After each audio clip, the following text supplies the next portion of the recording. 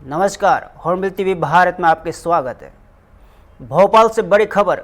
गणतंत्र दिवस के बाद मध्य प्रदेश मंत्रिमंडल की पहली कैबिनेट बैठक आज आयोजित की गई। बैठक के बाद सूक्ष्म, लघु और मध्यम उद्योग मंत्री चेतन काश्यप ने कैबिनेट में लिए गए अहम फैसलों की जानकारी दी। मंत्री चेतन काश्यप ने बताया कि मुख्यमंत्री डॉक्टर मोहन यादव हाल ही में विश्व आर्थिक मंच लौटे हैं। वहां हुए निवेश प्रयासों की जानकारी मंत्रिमंडल को दी गई। मध्य प्रदेश को निवेश का बड़ा डेस्टिनेशन बनाने का सरकार का सफलता मिली है।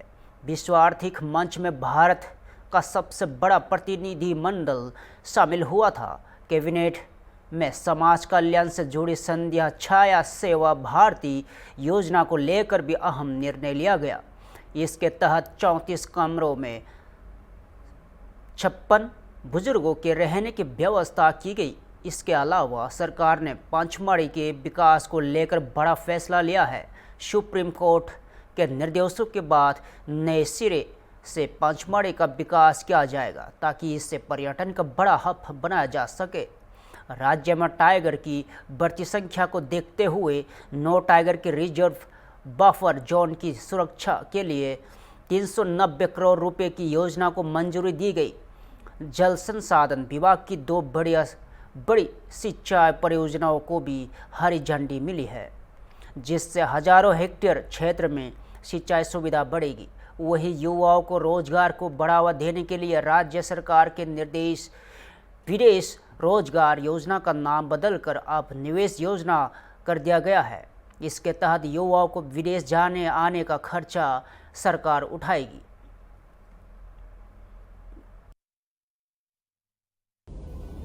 बात की प्रथम मंत्रिमंडल की बैठक माननीय मुख्यमंत्री डॉक्टर मोहन यादव जी की अध्यक्षता में आज संपन्न हुई। सर्वप्रथम मैं आप सबको गणतंत्र दिवस की शुभकामनाएं देता हूं और उसी के साथ मध्य प्रदेश में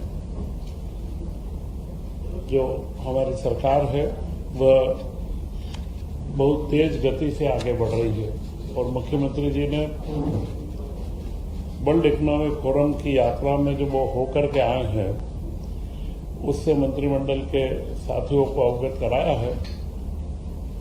प्रेस को तो मेरे ख्याल से पूर्व में ही कई चीजें विस्तृत रूप से बता चुके हैं, फिर भी कोई महत्वपूर्ण जो चीजें थी,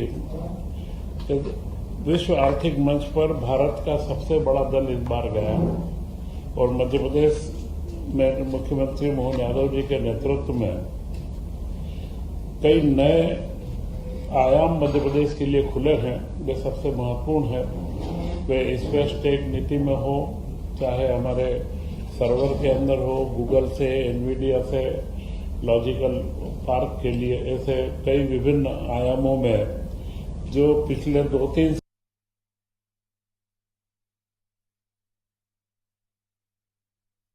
सालों से एक माहौल बनाया गया है निवेश का मध्य प्रदेश में, और निवेश के अंदर हम मध्य प्रदेश को डेस्टिनेशन बनाने में सफल भी हुए हैं।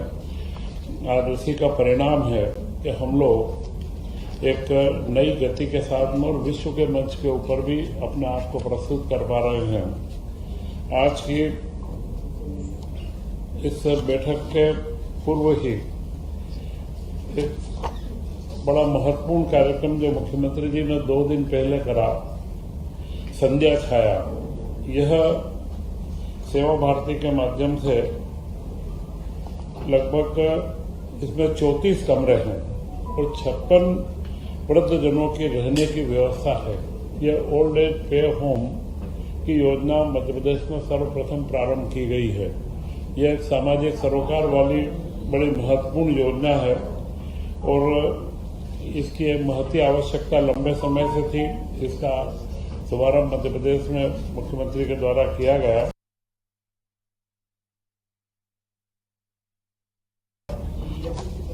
इसी के साथ कई सांस्कृतिक गतिविधियां, महाकाल महोत्सव आयोजित हुआ और आज भी खेलो एमपी का यूथ गेम्स का उद्घाटन टीटी नगर स्टेडियम में संपन्न होने जा रहा है, जिसमें मुख्यमंत्री की अध्यक्षता में वह शुभारंभ होगा। इसका उद्घाटन भी वर्ल्ड क्लास लेवल के ऊपर जो अंतर्राष्ट्रीय ओलंपिक या एशियाड गेम्स के ओपनिंग होते हैं, उसी की तर्ज के ऊपर इसका उद्घाटन का एक समारोह आयोजित है। इन सारी चर्चाओं के बीच प्रदेश के विकास के लिए कई योजनाओं को स्वरूप देने की चर्चा मंत्रिमंडल में हुई है। उसमें एक पिछले वर्ष मई में पचमढ़ी के अंदर जो पूरा पचमढ़ी नगर है, उसका पूरा जो क्षेत्र है, इसके बारे में एक निर्णय हुआ था, परंतु उसमें बाद में सुप्रीम कोर्ट के अंदर कोई समस्या आई है, तो कुछ नदियां, नाले व सड़कें उसके अंदर छूट गई थी। उनको निकाल करके वापस से मिला के और साडा क्षेत्र जो विकसित किया गया है, उसके अंदर एक परिवर्तन किया गया है। तो कुछ खसरे खाते बदल करके पुनः उसका अनुमोदन मंत्रिमंडल ने किया है, जिससे सुप्रीम कोर्ट के माध्यम से यह पचमढ़ी के विकास का क्रम नए सिरे से जो हम चाह रहे हैं कि पचमढ़ी एक अपने आप में पर्यटन का मध्य प्रदेश का श्रेष्ठ केंद्र बने, उसमें हम आगे बढ़े हैं। टाइगर रिजर्व आप सब जानते हैं, पूरे हमारी टाइगर की जनसंख्या मध्य प्रदेश में बड़ी तेज गति से बढ़ रही है, और उसको देखते हुए हमारे यहाँ के 9 टाइगर रिजर्व हैं। उन रिजर्व में बफर जोन के अंदर भी कई घटनाएं सामने आ रही है। तो बफर जोन में जो टाइगरों की जनसंख्या बढ़ने के कारण से बफर जोन को भी सुरक्षित बनाना, इसके लिए एक 390 करोड़ की योजना मंत्रिपरिषद के द्वारा भी स्वीकृत की गई है। भारत और यूरोपीय यूनियन के बीच फ्री ट्रेड एग्रीमेंट को लेकर बड़ी प्रतिक्रिया सामने आई है। केंद्रीय वाणिज्य मंत्री पीयूष गोयल ने Bharat EU free trade agreement में से जुड़ी अपनी यात्रा को ऐतिहासिक बताते हुए इसे एक बड़ा मील का पत्थर करार दिया है। और पीयूष गोयल ने कहा है कि यह समझौता सिर्फ व्यापार तक सीमित नहीं है, बल्कि भारत और यूरोपीय यूनियन के बीच रणनीतिक साझेदारी का एक मजबूत संदेश है। उन्होंने भारत के 1.4 अरब नागरिकों को बधाई देते हुए कहा है कि यहाँ फ्री ट्रेड एग्रीमेंट कई सेक्टरों में सहयोग को ऊंचाइयों तक ले जाएगा। केंद्रीय मंत्री ने यह भी कहा है कि यह समझौता दुनिया की लगभग 1/3 आबादी के लिए साझा समृद्धि को और बेहतर भविष्य में दिशा में एक अहम कदम साबित होगा।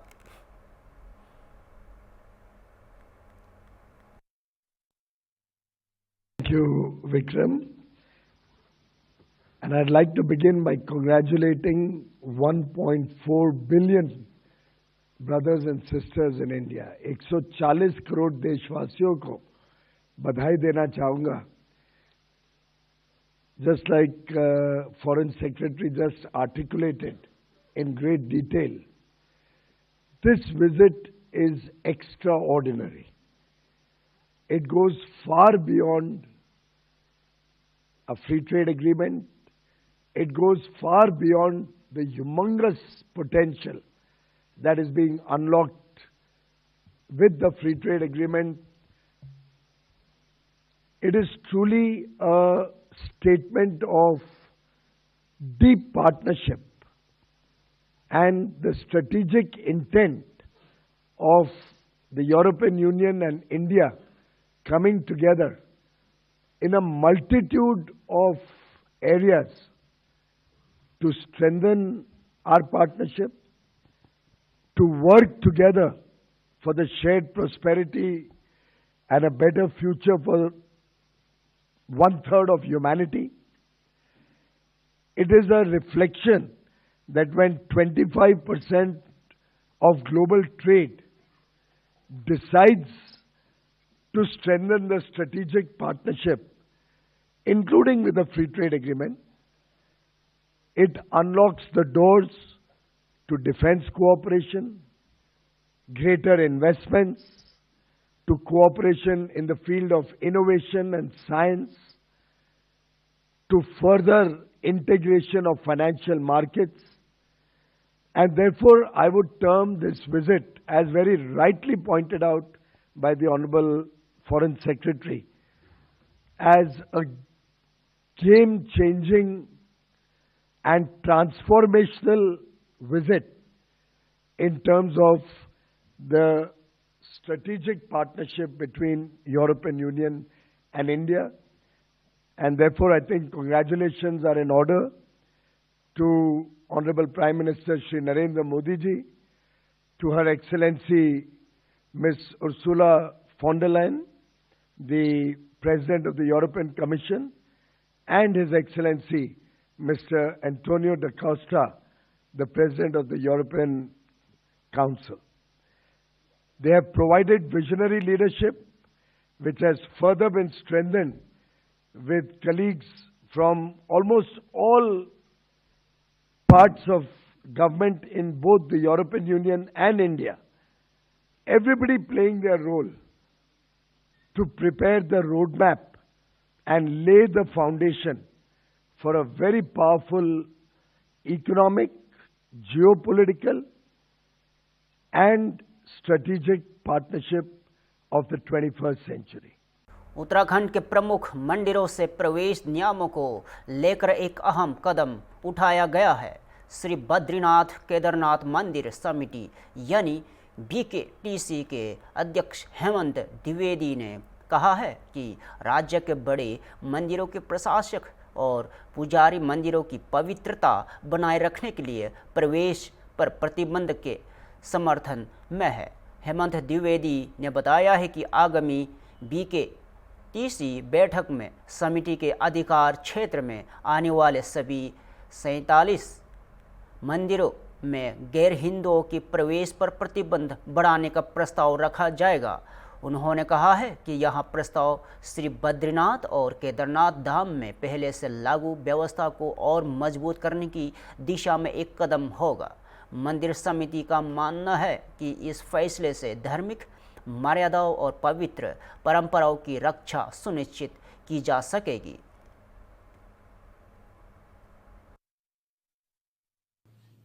देखिए, श्री बद्रीनाथ और केदारनाथ धाम में जो गैर हिंदुओं के प्रवेश पर प्रतिबंध जो है आदि गुरु शंकराचार्य जी द्वारा स्थापित जो सनातन धर्म की जो प्राचीन जो परंपरा है और धार्मिक मर्यादाओं की आस्थाओं के अनुरूप है। इस पर सभी धाम जो हमारे बद्रीनाथ जी, केदारनाथ जी, यमुनोत्री, गंगोत्री और गंगा सभा जो भी हमारे बड़े धार्मिक स्थल हैं, इन सब को चलाने वाले, इनको संचालित करने वाले हमारे सभी तीर्थी पुरोहित, वहां के सभी साधु संत, वहां के स्टेक होल्डर, सबका ये प्रस्ताव और सबका ये विचार आया था कि ऐसे धामों पर, ऐसे स्थानों पर जो है कि पूर्णतः जो है कि गैर हिंदुओं का प्रवेश जो है कि प्रतिबंधित होना चाहिए। आगामी आने वाली बैठक में हमारी श्री बद्री केदार मंदिर समिति के अधीन जो है कि 47 मंदिर हैं, जिसमें 2 बड़े अधिष्ठान हैं, श्री बद्रीनाथ जी और श्री केदारनाथ जी, और लगभग 46 मंदिर जो है कि हमारे छोटे मंदिर हैं, अधीनस्थ मंदिर हैं। उन सभी मंदिरों में हम लोग एक प्रस्ताव लेके आने वाले हैं आगामी बोर्ड बैठक में कि यहाँ पर गैर हिंदुओं का प्रवेश जो है कि प्रतिबंधित किया जाए।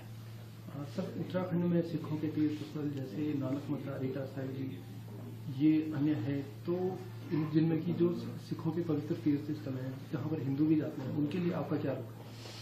उनके लिए मैं आपको ये संविधान की प्रति है, ये उनको जो इस बात को लेकर जो है कि राज्य में अराजकता का माहौल खराब कर रहे हैं, देश के अंदर अराजकता का माहौल खराब कर रहे हैं, जो देश में हिंदुओं को बांटने का काम कर रहे हैं, वो पहले इस संविधान का अध्ययन कर लें। इस संविधान के जो भारतीय संविधान का अनुच्छेद 25 में आर्टिकल 25 में जो 2B में स्पष्ट हिंदू की परिभाषा लिखी हुई है, जिसमें सिख, जैन और बौद्ध धर्म, ये तीनों ही हमारे जो है हिंदू धर्म की परिभाषा हिंदू धर्म में आते हैं। पहले वो जो है कि संविधान का अध्ययन कर लें, संविधान पढ़ने के बाद तब वो इस तरह की बातें जो है कि लेकर लोगों के बीच में जाएं। सर, क्या यह प्रतिबंध स्थायी होगा या परिस्थितियों के अनुसार ऐसे बदला जाएगा? नहीं, ये तो आदि शंकराचार्य जी की कालखंड से लंबे समय से जो है कि ये चला आ रहा है। ये कोई नया, हमने कोई नया फरमान नहीं जारी किया है। ये तो लंबे समय से जो है, मैंने कहा है कि यहाँ की जो परंपरा है, यहाँ का जो धार्मिक प्राचीन परंपरा है, धार्मिक मर्यादा है, उन आस्थाओं के अनुरूप आदि शंकराचार्य जी ये सब व्यवस्था बना के गए थे। समय की मांग के हिसाब से आज के समय में जिस प्रकार से इस राज्य के अंदर कुछ असामाजिक तत्वों द्वारा, कुछ विशेष वर्ग द्वारा जो है कि अवैध मजार, ये थूक जिहाद, ये लैंड जिहाद, इस तरह का माहौल करके धीरे धीरे यहाँ पर खराब किया गया है, उसको लेकर समय पर सभी जो धार्मिक, क्योंकि देवभूमि के नाम से उत्तराखंड की पहचान है और लंबे समय से ऐसे संस्थान, ऐसे धार्मिक स्थानों से लोगों ने, वहां के जो संचालित करने वाले जो सभी हमारे लोग हैं, उन सब की ये मांग थी कि ऐसे स्थानों पर पूर्णतः जो है कि गैर हिंदुओं को प्रतिबंधित किया जाए। गैर हिंदू पर्यटकों और श्रद्धालुओं पर इसका असर पड़ेगा? नहीं, देखिए, पर्यटन और तीर्थाटन दोनों शब्द अलग अलग है। पर्यटन को हम मनोरंजन के लिए आते हैं और तीर्थाटन हम ध्यान और भगवान की आस्था के लिए आते हैं। तो दोनों स्थान अपने अलग अलग जगह हैं। तीर्थाटन भी करें और जहां पर हमारे देवस्थान है, जहां बड़े स्थान है, वहां पर सिर्फ जो हमारी जो आस्थाएं हैं, जो हमारी मर्यादाएं हैं, जो हमारी परंपराएं हैं, जो हमारी पौराणिकता है और जो उसकी पवित्रता है, उसको बनाए रखने का काम मंदिर समिति और हमारी सरकार का है। तेलंगाना की राजनीति से जुड़ी बड़ी खबर। केंद्रीय मंत्री जी किशन रेड्डी ने तेलंगाना की कांग्रेस सरकार पर तीखा हमला बोला है।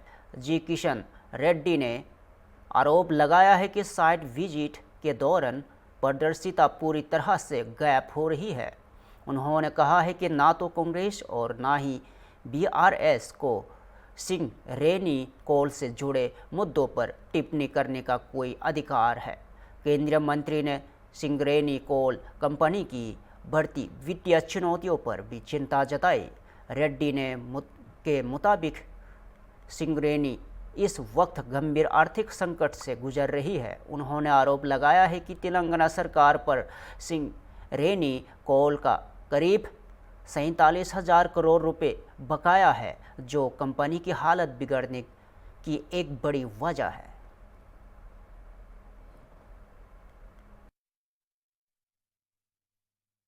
केंद्र सरकार का रोल बहुत कम है।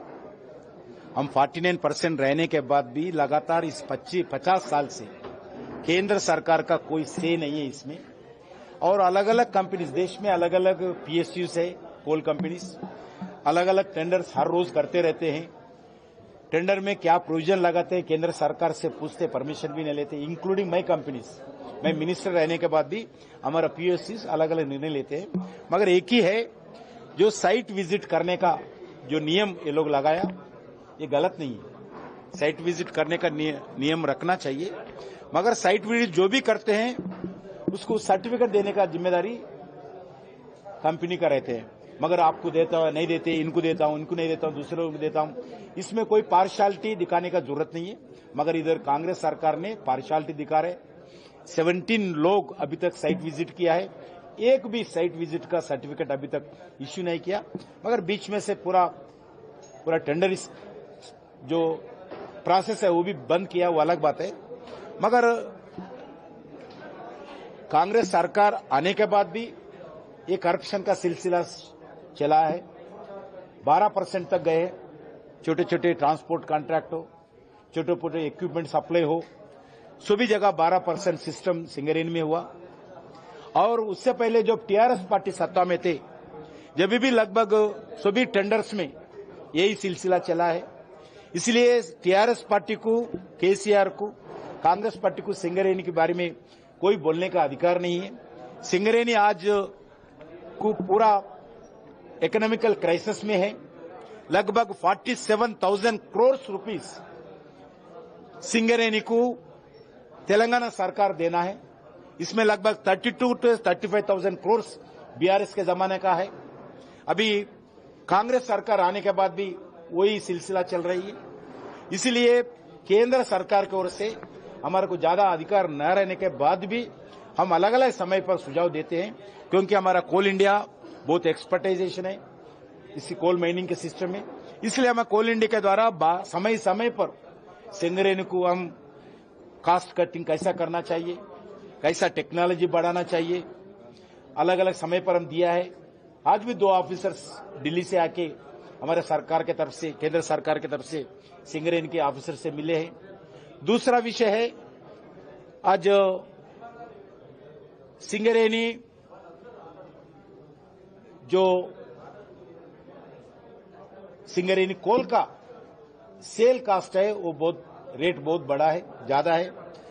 एनटीपीसी हो, आंध्र सरकार हो, कर्नाटक सरकार हो, सिंगरेनी से कोल लेने को तैयार नहीं है, क्योंकि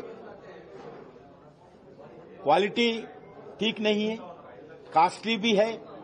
इसीलिए भारत सरकार से बार बार ये सब लोग पूछते हैं, हमारा को दूसरा कंपनी से अलर्ट करो, सिंगरेनी से अलर्ट रद्द करो, ऐसा हमारा को रिक्वेस्ट करते रहते हैं। इसलिए मैं सिंगरेनी से, तेलंगाना सरकार से अनुरोध करता हूं, सिंगरेनी को बचाना चाहिए। सिंगरेनी का जो पैसा तेलंगाना सरकार से देना चाहिए, तुरंत वो पैसे दे देना चाहिए, 47,000 करोड़। सिंगरेनी में जो टेक्नोलॉजी लाना चाहिए, आज पैसा नहीं रहने के कारण, इकोनॉमिकल क्राइसिस के कारण सिंगरेनी में नया टेक्नोलॉजी इंट्रोड्यूस नहीं कर पा रहे लोग। फिलहाल के लिए इतना ही। ताज़ा खबरों देखते रहिए होम बिग टीवी भारत।